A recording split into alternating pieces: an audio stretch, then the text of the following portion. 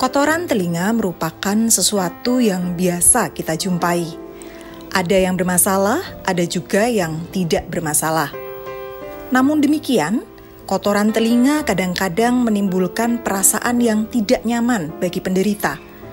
Perasaan tidak nyaman ini beraneka ragam.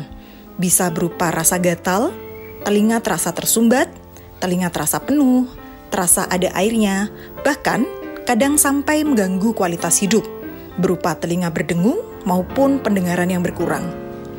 Mari saksikan perbincangan kami dengan sahabat kami tentang kotoran telinga. Semoga bermanfaat dan salam sehat selalu. Assalamualaikum warahmatullahi wabarakatuh. Salam sehat, salam sejahtera. Bersama saya Dr. Syafiq dan Saya Dr. Valen. kami dari Departemen Telinga Hidung Tenggorok Bedah Kepala Leher, Fakultas Kedokteran Universitas Gadjah Mada, Yogyakarta. Pada hari ini kami akan menyampaikan topik mengenai kotoran telinga. Nah, kotoran telinga ini banyak masyarakat yang sudah familiar, banyak yang tahu, tapi tentunya juga banyak mitos-mitos yang berkembang di masyarakat. Betul sekali. Harus kita luruskan ya dok ya. Iya. Nah, kotoran telinga ini sebenarnya apa dokter? Ya, jadi kotoran telinga itu istilah medisnya kita kenal sebagai serumen ya dokter ya. Oke, serumen ya. Sebetulnya memang secara normal ada gitu pada seluruh telinga itu ada. Gitu. Baik, Ya, ya. namun memang pada kondisi tertentu bisa menyebabkan sebuah abnormalitas. Nah, pada kondisi-kondisi seperti apa nanti akan kita jelaskan lebih lanjut ya. Tetapi sebelumnya perlu masyarakat tahu definisi dari serumen itu sendiri terlebih dahulu. Oke. Gitu. Ya, Nah. jadi serumen itu adalah sebuah hasil produksi sebenarnya dari kelenjar-kelenjar yang ada di liang telinga, kemudian kumpulan dari pelepasan kulit yang ada di liang telinga dan juga partikel-partikel debu misalnya yang terakumulasi menjadi satu dan menumpuk di liang telinga. Seperti itu, dokter. Oke, jadi kotoran telinga atau serumen ini sebenarnya semua orang punya ya dok ya? Ya, semua orang punya. Nah, dan memang sebenarnya dia diproduksi oleh liang telinga dan memang tidak seluruh liang telinga ya dok, hanya sepertiga bagian luar ya. Ya, kalau untuk lokasi apa namanya Betul. tadi kelenjar yang kita sebut itu ya itu hanya ada di sepertiga luar liang telinga seperti itu. Oke, Ya. dan memang ada kondisi yang menyebabkan dia menjadi suatu masalah. Yes, betul sekali. Kondisi-kondisi apa ini dok? Kalau yang menyebabkan serumen atau kotoran telinga ini membuat kita menjadi ada keluhan. Nah, Ya, tapi sebelumnya saya jelaskan terlebih dahulu ya dokter bahwa Oke, dokter. tadi itu kan memang di semua telinga orang normal itu ada seperti itu dan dia memiliki fungsi gitu. Ya, jadi dia fungsinya melumasi dari liang telinga, kemudian juga mencegah masuknya bakteri ya atau mungkin serangga-serangga kecil yang bisa masuk ke dalam liang telinga seperti itu. Nah, Oke. tetapi tadi ya seperti yang dikatakan dokter Valen juga ya pada kondisi tertentu memang bisa menyebabkan masalah gitu. Jika apa gitu kalau dia menimbulkan masalah ya ketika misalnya produksinya itu berlebih seperti itu ya sehingga dia menumpuk di liang telinga sehingga sulit untuk keluar seperti itu. Nah, tapi kita juga perlu melihat tipe-tipe dari serumen itu sendiri karena setiap orang itu berbeda-beda dok. Jadi Oh, ada ya, yang lunak, ada yang keras, keras seperti ya. itu. Kalau dia produksinya berlebih tapi terus kemudian tipenya keras ya tentunya pasti itu akan menimbulkan masalah ya. Gitu. Oke, dan memang juga kondisi anatomi atau kondisi Ya, liang betul. telinga dari masing-masing orang berbeda-beda dan mungkin masyarakat yang banyak yang tahu ini ada anak saya setiap 6 bulan sekali atau 3 bulan sekali, kenapa harus selalu kontrol? Padahal anak orang lain mungkin tidak perlu, cukup Iya, dibersihkan sendiri. iya. Nah, jadi memang kondisi liang telinga berbeda-beda. Berbeda-beda. Jadi ada variasi liang telinga. Betul Gitu. Ada yang dia sekali. itu sempit, ada yang dia itu lebih lebar seperti itu. Oke. Tentunya kalau ya dia yang lebih sempit akan lebih berpotensi untuk menimbulkan masalah ya seperti itu. Nah, tadi kan kita sempat berbicara mengenai definisi ya dan Iya, juga betul. fungsi dari serumen. Nah, kalau di masyarakat itu kan kalau dokter pernah dengar itu ada istilah kayak congek ya dok ya. Iya, Nah, sebetulnya betul. itu sama nggak sih dengan serumen gitu? Nah, kalau congek atau yang mungkin sering kalau di masyarakat ya, ada yang kok telinga anak saya sering keluar kotoran ya, bau dan memang baunya kurang nyaman ya, kurang Ya, enak, betul bau busuk. Nah, congek ini berbeda dengan serumen atau kotoran telinga, dokter. Kalau congek ini terjadi karena adanya peradangan. Biasanya peradangannya ada yang sifatnya akut atau dalam waktu yang memang lebih cepat. lebih singkat, ada juga yang sifatnya kronis. Nah, biasanya pada anak-anak ini pasti akan ada faktor yang pemicu. Jadi entah itu karena sering batuk pilek, atau misalnya karena memang kondisi daya tahan tubuhnya sedang tidak bagus, atau punya penyakit-penyakit bawaan tertentu, sehingga dia mudah sekali terjadi infeksi pada telinga tengah. Nah, karena ada infeksi ini menyebabkan gendang telinganya menjadi pecah, atau kalau orang awam, aduh gendang telinganya dibilang bolong, dibilang berlubang, dokter. Ya, sekali. Jadi dan memang kalau serumen itu kan baunya khas ya, Dok ya. Iya, baunya khas. Kalau yang congek ini baunya? Kalau yang congek ini baunya berbeda, karena congek ini baunya akan lebih kurang sedap, jadi baunya bau busuk. Bau busuk ya. Betul, dan warnanya juga jauh berbeda. Kalau untuk serumen itu kan biasanya dari yang kuning kecoklatan, kadang ada yang kalau pada usia lanjut agak gelap, ya kuning kehitaman. Namun kalau untuk yang congek dia bentuknya cair, Dok. Bentuknya cair ya. Cair. Warnanya kuning, mungkin kuning kehijauan, bisa kental juga ya. Iya, betul sekali. Nah, kalau untuk congek sendiri memang harus diperiksakan karena memang itu kondisi yang sifatnya patologis atau kondisi suatu penyakit. Nah, sedangkan untuk serumen kan seperti yang Dr. Syafiq jelaskan, serumen itu setiap orang punya. Setiap orang ada. Nah, dan memang kalau kondisi tertentu dia akan menjadi suatu yang sifatnya mengganggu, tapi kalau tidak dia adalah suatu yang normal atau fisiologis ya, Dok ya. Oke. Kalau congek itu ada istilah medisnya nggak? Gitu. Tadi kan ada kotoran telinga serumen ya. Kalau congek ada nggak sih istilah medisnya? Ada. Jadi kalau untuk congek itu, kalau dia yang sifatnya sudah lama, kronis, biasanya berbulan-bulan sampai bertahun-tahun, memang akan disebut dengan otitis media supuratif kronis. Nah, dia ada yang memang masih OMSK ini ada yang keluar terus cairannya, ada yang loh kok saya sudah berhenti, Dok, 2 bulan. Ya, ada yang dia sifatnya sudah inaktif. Tapi kalau yang sifatnya dia baru sebentar, misalnya demam tinggi, batuk pilek, kemudian selang 2-3 hari keluar congek juga. Nah, itu disebut otitis media akut, Dokter. Gitu ya. Iya, betul. Nah, dan biasanya kalau congek ini ya biasanya juga disertai dengan keluhan lain ya. Jadi nggak hanya sekedar serta-merta keluar cairan dari telinga saja, tetapi ada keluhan lain seperti misalnya demam, ya didahului dengan demam atau nyeri telinga ya sebelumnya. Iya, betul sekali. Itu baru setelah itu ada keluar cairan dari telinga seperti itu, atau bahkan mungkin penurunan pendengaran ya. Iya, betul, Dokter Syafiq. Kalau pada kondisi yang sifatnya sudah kronis, memang dia akan ada keluhan lain dan keluhannya cukup banyak ya, Dok ya. Banyak sekali. Gitu. Dari keluhan penurunan pendengaran, kadang-kadang mulai ada keluhan ke arah komplikasi, ada yang pusing, ada yang mulai wajahnya tidak simetris, seperti itu. Namun memang di fase awal memang yang seperti Dokter Syafiq tadi jelaskan. Iya. Nah, kemudian Dok, kalau tadi dibilang masalah kotoran telinga itu sebenarnya atau serumen itu sebenarnya normal. Nah, boleh nggak kita membersihkan telinga? Mungkin masyarakat banyak yang bertanya-tanya. Saya dibilang sama dokter nggak boleh tuh membersihkan telinga, tapi ada juga yang bilang saya justru dibilang harus rutin membersihkan telinga. Nah, mungkin kita harus luruskan di sini, Dokter. Ya, sebetulnya boleh ya. Boleh kalau kita mau bersihkan telinga sendiri di rumah itu boleh. Oke, boleh ya, Dok ya. Tetapi prinsipnya adalah harus ada yang bisa melihat dan juga membersihkan seperti itu. Jadi yang nggak boleh itu adalah ketika kita membersihkan telinga itu sendiri seperti itu, karena kita tidak bisa menilai ya, kita tidak bisa melihat liang telinga kita, tidak bisa melihat kondisi liang telinga kita seperti itu, sehingga seringkali kita itu justru malah antara melukai ya, atau mendorong kotoran tersebut atau mendorong serumen tersebut jauh lebih dalam. Oke. Gitu. Jadi sebenarnya boleh ya, Dok ya? Ya, sebenarnya boleh kalau misalkan ada yang bisa ya, ada yang bisa melakukan, boleh seperti itu. Nah, tetapi kan rata-rata ya, kalau yang tadi sampai timbul abnormalitas itu memang sudah ada keluhan, misalnya seperti tidak nyaman, telinganya gatal, seperti itu. Kemudian rasa sensasi kayak bergema ya, bergaung di telinga, bahkan sampai penurunan pendengaran. Ya, itu lebih baik kita cek ke dokter ya, harusnya seperti itu, untuk melihat lebih lanjut sebenarnya dalam liang telinga itu ada apa. Siapa tahu bukan hanya serumen, tapi ada mungkin ada hal lain ya, ada kondisi lain ya yang berlangsung di situ seperti itu. Betul sekali. Jadi mungkin yang kita luruskan di sini, jadi membersihkan telinga itu sebenarnya boleh ya, Dok? Boleh aja diizinkan sih, boleh. Ya, Dok ya. Oke, tapi prinsipnya tidak boleh membersihkan sendiri, karena kalau membersihkan sendiri dan kita justru akan melukai ya, atau mendorong lebih dalam melukai lagi. Dan mendorong lebih dalam. Betul sekali, karena kita blind ya, Dok ya, kalau membersihkan sendiri. Betul sekali. Nah, kemudian Dok, kalau misalnya kita lihat misalnya kondisi anak-anak begitu, anak-anak dengan dewasa ini kan mungkin agak sedikit berbeda ya, Dok ya. Mungkin pembersihan telinganya bagaimana, Dokter? Kalau untuk dewasa, kemudian sebetulnya kalau untuk anak-anak sendiri ya kita tidak usah terlalu, mungkin kan orang tua ya kadang kan terlalu concern mungkin ya, sehingga tiap hari itu dibersihkan Iya, betul terus ya, sekali. padahal anaknya kayaknya nggak ada pengeluhan Keluhan, apa-apa gitu, iya. tapi orang tuanya mungkin merasa kalau nggak dibersihkan nanti tidak mantap gitu kan. Nah sebetulnya yang perlu kita ketahui itu telinga kita memiliki mekanisme untuk membersihkan Nah, betul. Ini harus dicatat ya, Dok ya. membersihkan serumen itu sendiri atau self cleaning ya.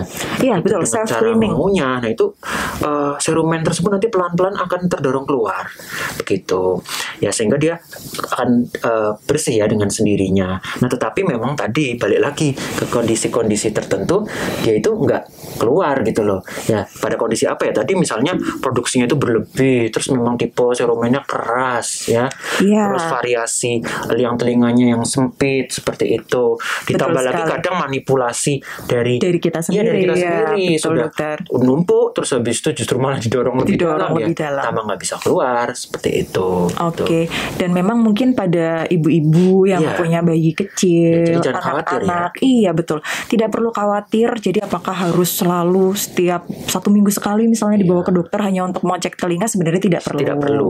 Jadi biasanya bayi dan anak-anak memang kadang karena lebih sulit untuk melihat karena liang telinganya lebih kecil. Lebih kecil, Ya, jadi memang kalau seperti yang Dokter Syafiq bilang sudah ada mekanisme self cleaning. Betul sekali. Meskipun memang kita tidak bisa 100% kadang-kadang mengandalkan Ya, self cleaning ya, Dok betul. ya. Kalau memang masih bisa terlihat, sudah terlihat di permukaan liang telinga bagian luar, boleh dibantu Boleh dibersihkan. dibantu dibersihkan ya, tapi ya Betul. itu tadi bersihkannya ya kita harus gentle ya, harus Betul sekali. pelan-pelan, lembut gitu. Karena kan kalau kita kadang kan itu kurang mantap ya, Ya, kita korek harus seperti keras. itu malah justru melukai liang telinganya seperti itu. Iya, jadi nanti tidak hanya liang telinga yang penuh dengan serumen, tapi Iya, juga ada kondisi Ada peradangan kondisi ya. peradangan malah. Iya. Gitu. Dan memang kalau untuk kondisi bayi ini kadang-kadang kita bisa ngelihat kalau anaknya memang nggak ada masalah, tidak rewel. Kadang-kadang rewelnya itu khas ya kalau untuk keluhan telinga, dia sering Iya. megang telinga ya, Dok ya. Betul. Kalau misalnya ada keluhan seperti itu, nah itu justru yang memang harus dibawa ke Ya. dokter ya.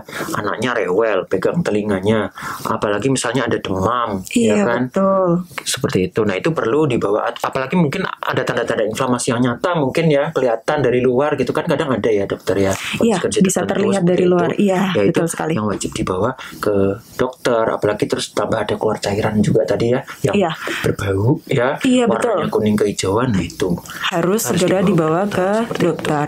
Dan memang kalau untuk pembersihan telinga ini ada yang memang tipe misalnya orang-orang lanjut, usia lanjut begitu, Betul. agak sulit ya, Dok ya, karena Iya. memang tipe serumen atau tipe kotorannya dia terlalu Terlalu kering, terus juga keras ya. Jadi memang akan sulit untuk self cleaning, akan sulit, kemudian dibersihkan sendiri juga akan sulit, memang butuh. Dan memang ada jangka waktu tertentu enggak, Dok? Kalau untuk saya harus kontrol berapa bulan Sebetulnya sekali? nggak ada ya, sebetulnya nggak ada. Kan selama ini kan masyarakat kan mungkin banyak bertanya-tanya ya, itu sebenarnya perlu kita ke dokter THT itu berapa kali ya, atau Betul, ini berapa banyak lama yang kayak gitu bertanya. kan, Iya. untuk membersihkan telinga. Sebenarnya nggak ada patokannya harus berapa lama ya, gitu. Kalau misalkan memang dia sudah tahu bahwa produksinya banyak, terus memang sudah pernah ada riwayat serumen yang serumen prop ya kalau kita sebut itu, yang sampai menyumbat liang dan telinga menumpuk ya. ya, makanya dia harus rajin-rajin, mestinya berkala lah ke dokter THT seperti itu ya. Apalagi kalau misalkan sudah ada keluhan ya, tidak nyaman, nah itu baru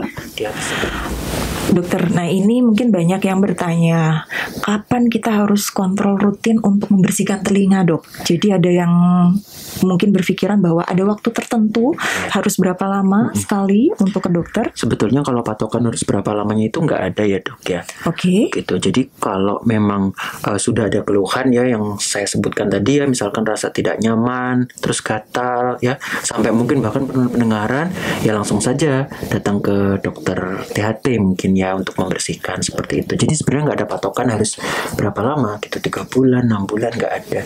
Nah kalau misalkan juga orang tersebut sudah tahu ya bahwa memang dia ada riwayat serumen yang sampai menyumbat liang telinga ya, atau kita kenal biasanya sebagai serumen prop, itu alangkah lebih baiknya lebih cepat seperti itu untuk dokter untuk cek ya, seperti itu. Apalagi kalau misalkan sudah ada keluhan yang saya sebut tadi ya, itu lebih baik datang ke dokter THT seperti itu untuk dibersihkan begitu.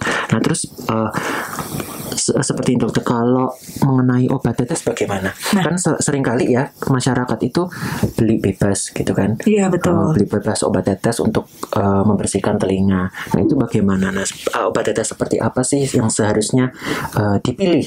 Ya karena kan banyak banget obat tetes telinga. Kalau salah, ya, dan kegunaannya juga berbeda-beda ya. Ada yang memang isinya antibiotik, antiinflamasi, ada yang memang obat yang memang menghancurkan atau melunakkan serumen. Nah ini yang paling baik yang mana sebenarnya? Sebenarnya kalau untuk serumen atau kotoran telinga sendiri, karena memang kadang-kadang karena produksinya dia kandungan cairannya lebih sedikit, dia terproduksinya menjadi keras dokter. Dan pada beberapa orang biasanya semakin lanjut usia dan biasanya laki-laki memang dia akan cenderung menjadi semakin keras, semakin bertambah dengan usia.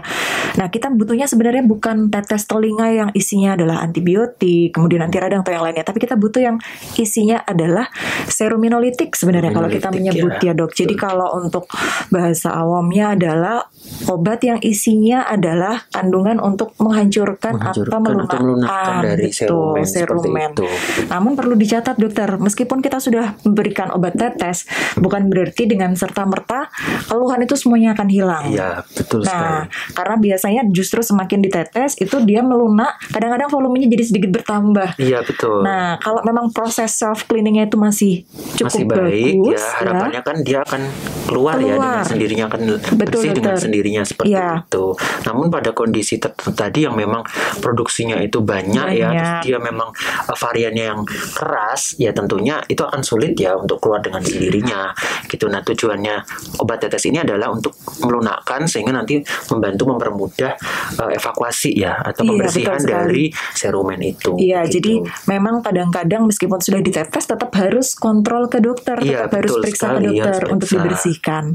Begitu dokter. Dan memang kalau selain tetes telinga ini kadang-kadang manipulasi-manipulasi dengan alat-alat yang tidak standar kadang-kadang membuat keluhannya tidak hanya masalah serumennya ya dok ya, tapi dokter tadi sampaikan justru malah liang telinganya jadi luka ya, jadi nyeri seperti itu. Betul sekali. Ya saya mau menambahkan ya dokter untuk membersihkan sendiri di rumah itu ya, kalau misalkan memang mampu, ada yang jelas ada yang membersihkan, terus habis itu memang mampu ya, itu bisa dengan cara daun telinganya itu ditarik ke belakang seperti itu. Jadi ditarik ke belakang supaya liang telinganya itu lebih lebar. Kita harapannya supaya visualisasinya atau kita melihat liang telinga itu lebih baik. Sehingga kotorannya itu tadi serumennya itu bisa tervisualisasi dengan baik seperti itu. Oke. Dan memang kalau sudah ada keluhan memang sebaiknya jangan hanya didiamkan saja ya dok ya, karena justru akan menyebabkan masalah yang lebih lanjut. Nah kemudian dok, kalau ada beberapa waktu terakhir ini kan ada muncul nih marak nih candle ear therapy dokter. Nah sebenarnya apa candle ear therapy dan apakah disarankan atau tidak, bagaimana dokter? Jadi sebetulnya candle ear therapy ya yang mungkin selama ini kita pernah dengar itu kan terapi yang memang tujuannya untuk membersihkan serumen itu tadi ya, dengan cara memasukkan lilin khusus seperti itu ke dalam liang telinga, kemudian lilin tersebut dibakar. Nah memang harapannya itu adalah setelah lilin tersebut dibakar itu dia bisa menghisap kotoran atau serumen dari liang telinga itu masuk ke dalam lilinnya seperti begitu itu. Ya dok. Dan kalau kita melihat di video-video itu ya, ketika setelah dilakukan candle ear itu kan biasanya nanti lilinnya akan dibelah dua. Nah terus dibuka akan tampak banyak sekali kotoran-kotoran, semacam kotoran-kotoran gitu. Nah, kotoran-kotoran tersebut itu yang dipercaya sebagai serumen seperti itu. Tapi kenyataannya adalah kotoran-kotoran tersebut itu hanyalah debris-debris dari lilin yang terbakar itu tadi. Baik. Gitu. Jadi bukan serumennya ya dok, karena yang saya lihat di video itu seolah-olah setelah dibakar seluruh serumen itu jadi luruh dan keluar. Keluar gitu, semua gitu kan. Padahal itu bukan. Ternyata itu adalah debris-debris dari lilin yang terbakar seperti itu. Serumennya masih di dalam telinga gitu. Dan mungkin apakah pernah ada, mungkin kalau dokter Syafiq pernah baca atau mungkin pernah melihat perbandingan dokter yang secara objektif antara sebelum dan sesudah? Memang pernah ada semacam kayak research itu ya. Jadi yang membandingkan liang telinga ya yang sebelum dilakukan candle ear therapy dengan yang sudah candle ear therapy itu ternyata masih sama aja gitu. Jadi kotorannya tetap masih ada di situ gitu. Serumennya tetap masih ada di liang telinga. Jadi tidak ada perbedaan ditimbulkan begitu. Baik, jadi kalau boleh disimpulkan, ini sebenarnya disarankan atau tidak, dokter? Ternyata tidak begitu. Ya, karena memang selain tadi ya tidak membersihkan serumen itu ya, dia juga berpotensi malah melukai seperti itu, menyebabkan iritasi ya, kemudian memicu reaksi peradangan dan bahkan yang lebih parah lagi menimbulkan luka bakar, berpotensi untuk menimbulkan luka bakar, sehingga sebetulnya sangat tidak disarankan. Ya, selama ini kan juga yang melakukan terapi tersebut bukan di rumah sakit atau bukan di klinik kan, tapi bukan tenaga medis begitu, bukan tenaga medis seperti itu. Dan tenaga yang melakukan sendiri juga mereka tidak memiliki ilmu ya untuk bisa mengevaluasi liang telinga dengan baik ya, atau tidak mengerti anatomi telinga dengan baik seperti itu, sehingga memang tidak disarankan untuk melakukan terapi tersebut. Baik, gitu. Karena justru malah terdapat banyak laporan efek samping banyak ya, Dok. Laporan efek samping yang ditimbulkan seperti itu. Baik, mungkin berarti kalau boleh kita simpulkan ya, Dok ya, berarti kotoran telinga atau serumen ini adalah suatu kondisi yang normal. Yang normal, betul sekali. Ya, kondisi yang normal, dan kita punya mekanisme self cleaning. Ini yang mungkin banyak masyarakat yang belum tahu ya, Dok. Self cleaning di mana kita akan bisa mengeluarkan kotoran sendiri. Betul dan sekali. Memang membersihkan itu sebenarnya tetap boleh. Tetap boleh ya, boleh, tetapi dengan syarat tertentu tadi ada syarat-syaratnya. Betul. Dan memang jika sudah ada keluhan yang seperti sudah dijelaskan tadi, jangan takut atau ragu untuk ke dokter supaya dilakukan pemeriksaan lebih lanjut. Ya, sekian dulu bincang-bincang dari kami tentang kotoran telinga. Semoga bincang-bincang ini bisa bermanfaat ya, Dok ya. Dan sampai bertemu lagi di podcast selanjutnya, tentunya dengan materi yang tidak kalah menarik. Ya, dan semoga podcast pada hari ini membawakan manfaat ya bagi masyarakat sekalian. Jangan lupa like dan subscribe, serta kalau ada komentar ya. Iya betul, komentar atau mungkin pertanyaan, tulis di kolom komentar. Tidak kalah penting ya. Apa ini, Dok? Jangan lupa like serta subscribe. Sekian dari kami. Salam sehat. Wassalamualaikum warahmatullahi wabarakatuh.